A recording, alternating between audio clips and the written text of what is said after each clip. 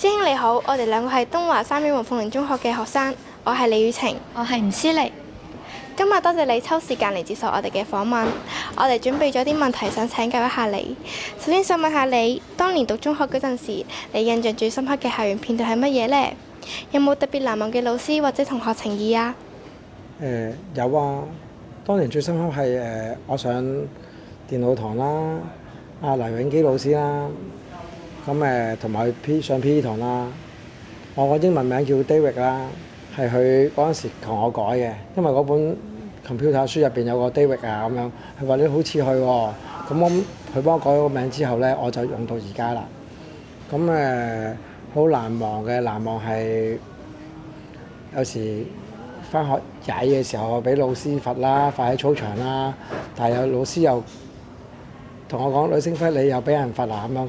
咁樣我覺得有時有得嚟都有俾我有啲歡樂嘅記得記憶，係啦。有冇嗰啲乜嘢難忘嘅同學情誼呢？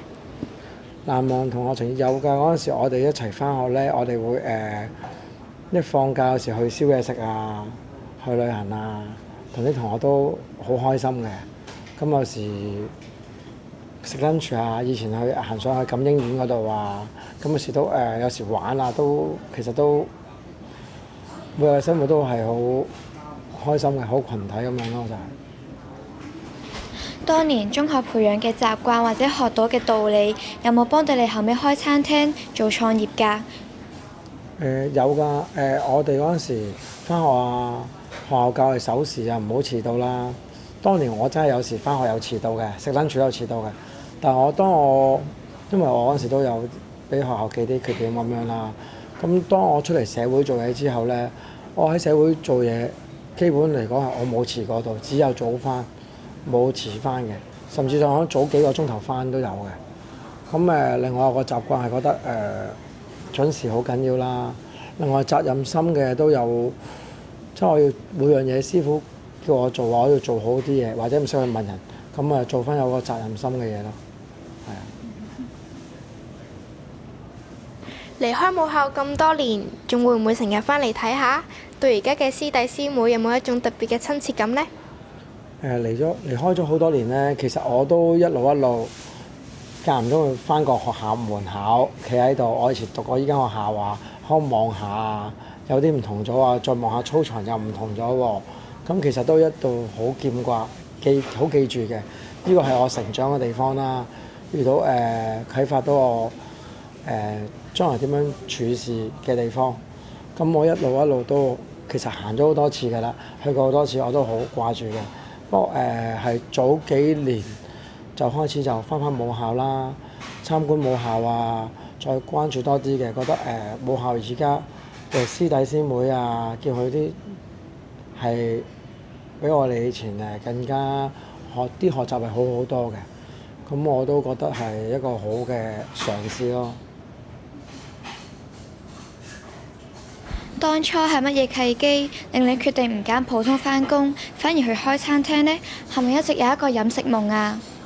其實我一投身呢行咧，就應該係專注去做嘅，成日諗住幾時做到大廚啊，幾時做到個高啲嘅職位啊，或者幾時有機會做老闆啦。咁當我做老闆之前咧，其實我一路都希望上司俾我每一樣嘢做好佢，爭取每一個機會。咁我就由學煮嘢食啦，到採購啦，到管理啦，或者係餐廳嘅開鋪嘅籌備啊，成個部門嘅策劃我都去控制到啦，甚至上產品嘅研發嗰陣時候，我已經裝備好自己嘅時候咧，咁我就喺機緣巧合之下就開咗第一間嘅藍鳥廚房。創業初期一無所有，你係點樣籌備資金、揾鋪位，慢慢將餐廳做大㗎？過程中最難捱嘅係咩時候呢？創業初期咧，首先講資金先啦。資金嚟講，對我嚟講係一個好重大嘅最需要嘅地方嚟嘅。當初就需要我就細個做有時冇乜儲錢啦，係中段先學習儲錢嘅習慣啦。咁啊儲到一部分資金，跟住加埋再去睇鋪位、睇人流啦，再睇翻個餐廳嘅設計成本，再揾適合嘅裝修公司，同埋廚具啊嗰啲一手全部都我自己一手包辦去做埋呢個角色嘅。可能我會去上廣州啊，去深圳啊，再結識唔同嘅人。咁到最後就落到鋪頭，就係我自己，等於我係一個總策劃咁樣去冚落間餐廳度咯。咁最緊要係一樣嘢，要親力親為咯。咁最難捱嘅係咩時候啊？最難捱嘅都係資金，不過點去用自己去克服，就冇乜點揾人幫我手。因為始終揾人幫手係唔長遠嘅，只有自己克服。另外最難捱嘅，我相信係新冠嗰陣時啦。新冠嗰陣時導致我哋一開鋪就遇到山竹，打爛晒啲裝修，咁又唔見咗筆啦喎。咁開咗年零到啦，就到新冠啊疫情嘅時候啦。咁當然嗰時已經好難捱㗎啦。咁好多鋪頭結業啦。咁我就諗下點樣去做翻個薄利多銷啊，同市民大家互相有優惠啦。我賣平啲，佢落嚟幫襯多啲，咁有個互利互惠嘅情況下，我就可以支撐到捱到疫情咯。開餐廳初期肯定有好多手忙腳亂嘅時候，你係點樣從一個新手慢慢變成一個識經營嘅老闆啊？識經營嘅老闆嚟講，我相信係要不斷求學。我翻工嗰時，日頭可能要做廚師啊、洗嘢啊，收工要埋數啊。咁有時月頭月尾做埋會計啊。咁有時收工都會洗碗嘅。咁點樣識經營就在於我翻咗屋企之後，就再上網啊、睇書啊，了解人哋市場點解有啲鋪頭好成功啊，參考人哋個經營方法，咁希望將人哋嘅所長集於自己度，咁樣渡過每一個難關咯。而家飲食業嘅競爭好大，你哋餐廳靠乜嘢留住客人、做出口碑？係誠意服務定係食材嘅用心啊？而家係競爭好大，我相信咁我都係講開品質，又係雞食品質。第二就係服務，第三係清潔。咁第四就我講係應該點令到客人有物超所值。咁希望呢幾點做到嘅話呢，相信人客會留到幫我哋消費嘅，你會嚟消費嘅，係啦。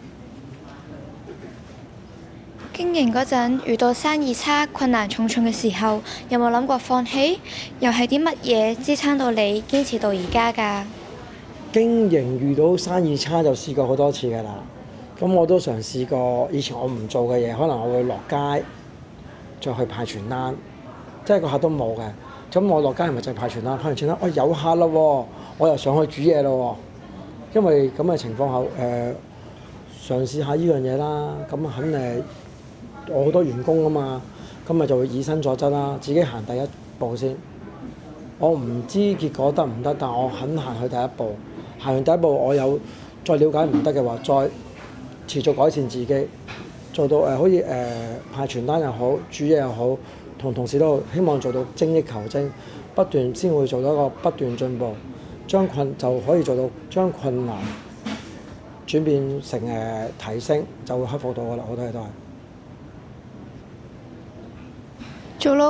做餐廳老闆要操好多心，你係點樣平衡忙碌嘅生活、忙碌嘅工作同埋生活，仲保持對呢份事業嘅熱情呢？係啊，做餐廳老闆有即係諗生意啦、諗員工啦、諗餐種啦，面對客人或者諗可能有時會加租嘅壓力嘅，所以我覺得永遠做嘢都係要做人做事都係需要先知先覺，即係希望未雨綢繆，做好今日做好自己，再準備好其他嘅工作，以防將時有突發嘅事情發生。咁我會不斷今日做啲嘢夠唔夠好啊？有啲咩未做啊？我將來要點樣去做啊？咁樣就希望各位都會覺得係先知先覺，咁裝備好自己，就會面對困難都會起碼容易解決。從中學畢業到自己開餐廳，你覺得你自己變化最大嘅係乜嘢？最想感謝嘅又係邊個啊？從畢業到而家開餐廳嘅，最想多謝人，梗係當然我爹哋媽咪啦，我屋企人啦，同埋我太太啦。咁我都最緊要都係喺學習到遇到學校啲老師。當喺我環境上面，我啲老師、我啲師傅教導我嘅人，佢用個好真誠嘅心啊、慈悲嘅心去教一個唔係咁聽話嘅小朋友。我感受到之後，我揀到條適合自己正確嘅路去行。咁到時我而家做老闆嘅時候，我都捧住呢個心去做翻。咁成敗係唔緊要嘅，呢個係一個過程，吸取個經驗先係最珍貴。再將佢化為正能量、正面去睇，咁就會學到好多嘢啦。咁就好多師弟師妹對未來同創業都好迷茫，你有冇啲咩實用嘅建議想叮囑我哋年輕人啊？我希望好多師弟師妹咧創業就一定要希望首先裝備好自己，同埋最主要要唔怕辛苦，以身作則。做老闆就唔代表係唔使做老闆係要乜都要做，要面對人哋嘅批評，咁要面對人哋批評啦，同埋接受人哋嘅教導，再將自己去消化咗，轉化為點樣應該揀條路點去做咧？最緊要我都講一句先知先覺，係啦，努力嘅心唔好放棄，唔係唔好咁容易放，係不烈嘅心啊，係唔會放棄嘅，咁你就會終有一日會成功嘅。作為優秀校友，有冇對母校同師弟師妹想有特別嘅寄語？希望我哋喺成長嘅路上把握好啲乜嘢？其實我都希望各位師弟啦，喺求學嘅時期，希望認真去學校俾我哋一條路，就係學好啲中文啊、學術啊，裝備好我哋自己，就投身呢個社會嘅時候就冇行咁多嘅冤枉路。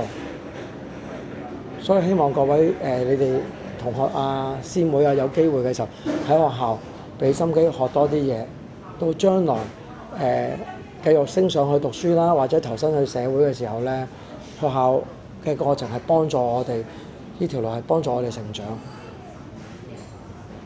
今日真係多謝晒師兄分享咗咁多寶貴嘅經驗俾我哋獲益良多。祝你生意興隆，客似雲來，多謝晒。多謝。